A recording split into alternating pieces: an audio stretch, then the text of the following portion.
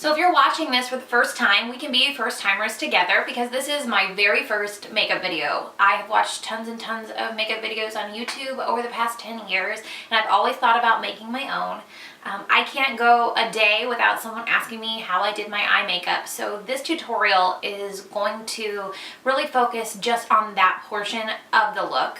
I haven't done my foundation routine or anything like that in depth in this video, so you're just going to really follow along with the eye so we can create this. Let's jump in. Okay, so I already have primer on my eyelids as well as moisturizer on my face. So I'm going to jump right into working on my eyelids because I don't ever do my foundation routine until I have my eye makeup on. And the reason why is because I don't want to have the fallout from the eyeshadow rest here underneath my eye. That can a lot of times cause a mess or muddiness beneath the eye, and I want that to look really bright. So that's kind of the method to my madness, and that's where we're going to start. So I already have my Urban Decay Primer Potion on my eyelids, and it's dry and ready to go. So I'm just going to jump right in to creating Mandy Moore's look. So the first thing that I'm going to do is I'm going to put on a transition shade. A lot of people don't know what a transition shade is or the importance of that. And what a transition shade is it's the shade that you put on that's very close to your skin color. And it's in between your brow bone and your crease. So my brow bone is right about here, and obviously my crease is right here. So the transition shade is going to go right here, and that's going to help blend the colors even more easily. So I'm using Makeup Geek Beaches and Cream, which is close to my skin color, but a little bit warmer, just kind of like Mandy's look. So I'm going to use my Sephora Fluffy Blending Brush. I'm just going to fill that up. The reason I use this brush is because it's going to spread the product out and make a very diffuse line. It's got fluffy long bristles, so it's not going to give a very clean, stark line.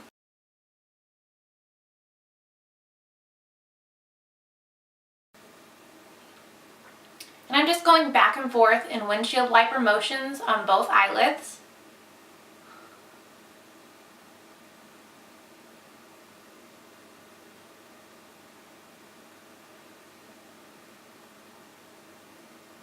And as you can see, that doesn't make a huge difference, but it will be so paramount for us to begin to build the look.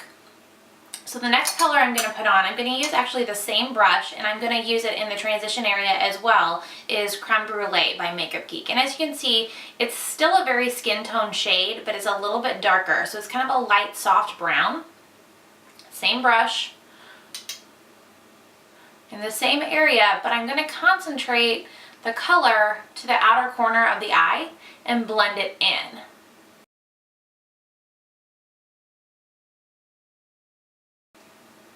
And I'm sort of an obsessive blender. I really don't like to be able to see lines in my makeup. So you'll probably see me really go back and forth and work the color.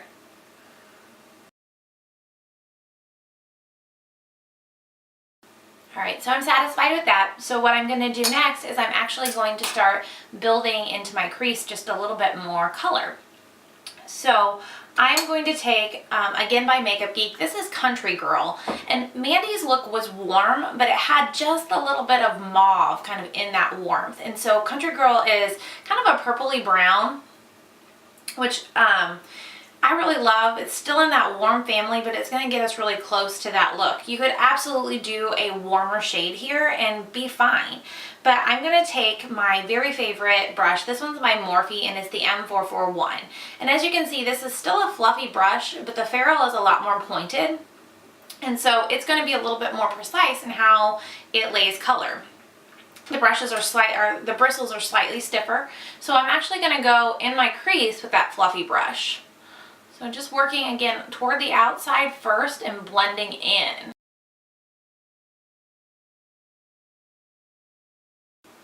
You can really start to see the color develop this way, but you can clearly see the blend up, and that's what I was talking about. We all know there's nothing worse than seeing lines in somebody's makeup, and even if you're not a makeup artist, you can always see when someone just kind of slapped it on. I've slapped it on a couple times, maybe even this week, so there's nothing wrong with that. So again, on the other side, just building and working. And for this one, I tend to work in my crease in a little bit more of a circular motion than windshield wiper until I get to the center. And then I'm just taking whatever's on the brush and blending it inward. And you can very much see that kind of warm brown mauve-y color that Mandy had is really starting to develop. Okay, so now it's time for the eyelid. Now, a lot of people will use the same brush or even the little applicators, the foam applicators to put their eyeshadow on. Using real brushes really does make the application better, but knowing what type of brush to use is even more important. So on my eyelid, when I'm packing color on, I want to use a stiff, short, bristled brush like this one. This is a no-name brush. I've had it for years. I couldn't even tell you where I got it. But what's important here is we have this circular shape, the stiff bristles, and the short bristles.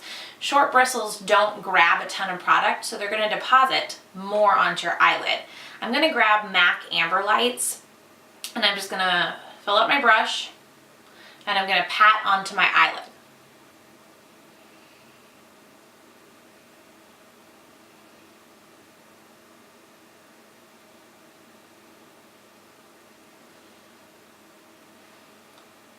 I'm being careful not to get completely into the corner of my eye in this tear duct area, kind of keeping it just on the lid. And that's because we're going to have a lighter shade in that tear duct corner of the eye. So, you know, as you can really tell, it's starting to develop beautifully. And so now that I have that on, I want to darken my crease and really create some shape. And so now I'm going to use some stiffer, shorter brushes. My favorite ones are by Makeup Geek. And I love her whole eye brush line, but this is the pointed crease brush. And again, you can see that the bristles are stiffer. There's a little bit more of a pointed ferrule to really be able to work in there. So for that, I'm going to take a little bit more of the Country Girl. Even though it's the same color, applying a different brush is going to concentrate the color differently.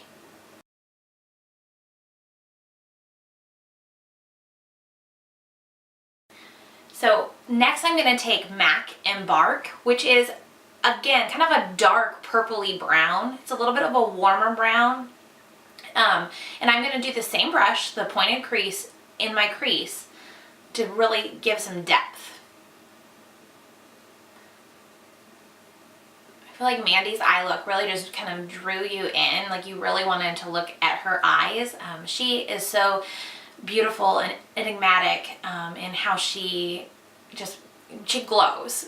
Anytime I see her, she's smiling and glowing. And so this eye look was perfect because it made her look mature and sexy, but it didn't take away from kind of what she's known for as being a little bit more welcoming and bubbly. And I think that has a lot to do with how warm the shades were. So just working in the crease, and you can really see that Embark start to develop that deepness.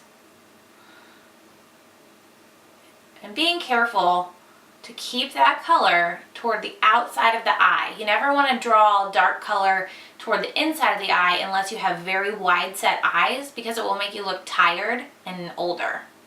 Both of those are a thumbs down.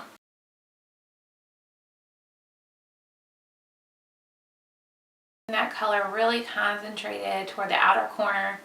And I'm actually going to kind of close this eye and show you guys. I like to kind of drag in toward that outer V with this.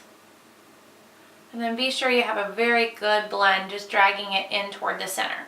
So I'm very, very happy with how this looks. And so now what I need to do is I need to go underneath of my eye. Now Mandy had kind of a iridescent blue-black underneath of her eye. I will be super honest with all of you guys. I don't even have a color like that. I don't ever even wear grays, blues, or blacks on my eyes because my skin is a little bit warmer. But you could absolutely put any shade that we've used underneath of there, or even get more playful. So I'm going to use Embark kind of underneath my eye. The reason that you do underneath the eye is because you really want to have the full-on, blended out, like pow look to your eye. It's not something that I do every day, but it does give a very finished look. So I'm just going to grab a smaller brush, and actually this is the Makeup Geek Outer V. And you can see really small compact bristles. And I'm going to go in the outer V, which is right here, and just build that color and then drag it down. Just dragging it underneath of the eye so I can get a really kind of fused out, buffed out look. Fused out. I'm not really sure what I meant by that. Who knows?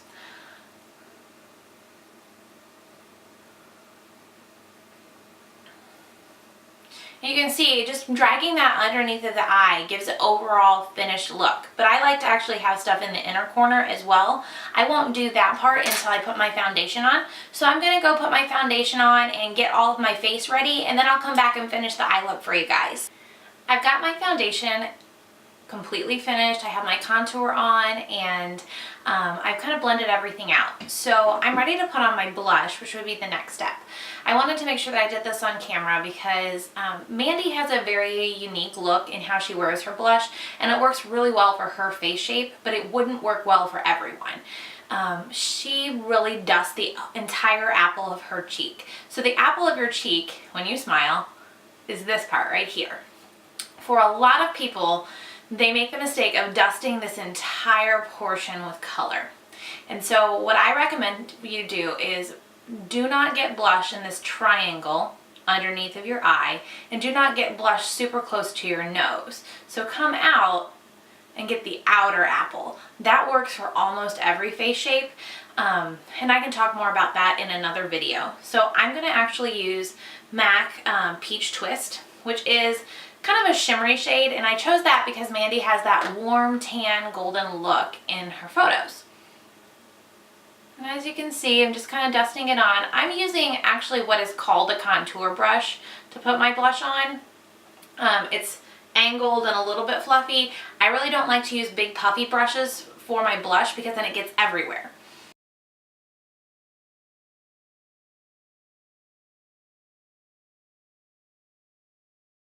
So that's done. I'll go over it one final time and blend when we're all finished with the eye look.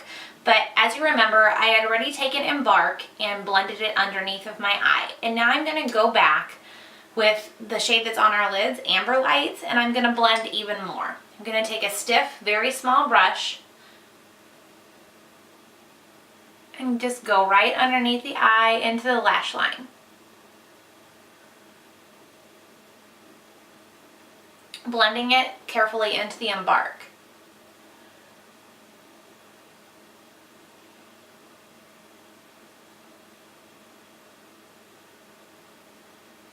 And then finally what I'm going to do is I'm going to take my absolute all-time favorite shade. It's one of Makeup Geek's foiled shades, and this is called Staryeyed. Foiled shades have a little bit more oil, and they look like what they say, foil or tin foil. Very, very shimmery and sparkly, but I love this one because it's a champagne shade that just looks beautiful on everyone.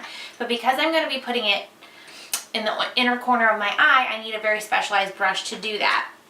So I'm going to take a short pointed brush, and this is a no-name brush. I'm going to go right into the tear duct inner corner. And I'm going to be careful to blend that slightly over the Amber Lights that's on my lid, so there's no line of demarcation. And as you see, I'm dragging it along my lower lash line into the Amber Lights as well. Again, blending. Blending is so important to a professional finish look.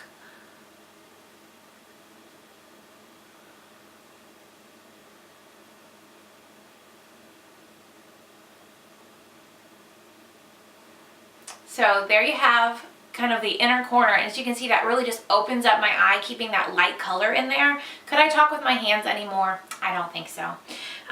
So that's kind of how I put on the eye color, and next I'm just going to go ahead and add my eyeliner and then mascara, and I'll be finished. Okay, so this is the complete look, but one thing I forgot to show you guys is how to finish off your brow bone. So I'm going to take a very light shade, and this should be lighter than your skin tone or your exact skin tone for Mandy's look, and put it underneath my brow bone. And that's going to give my brow bone just a little bit of pop.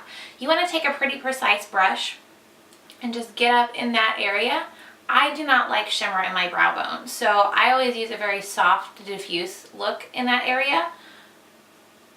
Just very gently, you're not streaking it across, you're just really kind of keeping it centered there. And so as you can see, I have my Lipsense on. I have 2 coats of apple cider and 1 coat of honey rose to give that just warm, natural look that Mandy had. So this is the finished look. I hope you guys like it. Please, if you like this look, be sure to subscribe and leave a comment below. I will be leaving every product that I used, even in my foundation routine, as well as my lipstick and eyebrows, in the comments below, so you can look any of that up. I love to answer more questions or take any requests for videos. You can follow me online at Dana Tate MUA on Instagram or at Dana's Kiss and Makeup on Facebook. Talk to you later, guys.